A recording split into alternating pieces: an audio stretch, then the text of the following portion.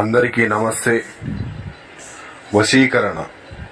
ఈ వశీకరణ ప్రయోగం ఎవరి మీద ఉపయోగిస్తారు అంటే భార్యాభర్తలు విడిపోయినప్పుడు, అలాగే ప్రేమికులు విడిపోయినప్పుడు, అలాగే మీ శత్రువులు మిమ్మల్ని బాధ పెట్టినప్పుడు, అలాగే మీరు కోరుకున్న వ్యక్తి, మీరు కోరుకున్న వారిని ఎవరినైనా సరే మీ చెప్పు చేతుల్లో ఉంచుకోవడానికి, అలాగే మీరు చెప్పిందే వినేటట్టుగా చేసుకోవచ్చు.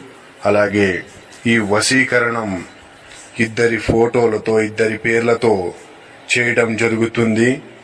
అలాగే మీ ఇంట్లో పిల్లలతో సమస్యలున్నా, అత్తామామలతో సమస్యలున్నా, మీకు ఎటువంటి సమస్యలున్నా కానీ పరిష్కారం అనేది తప్పకుండా లభిస్తుంది.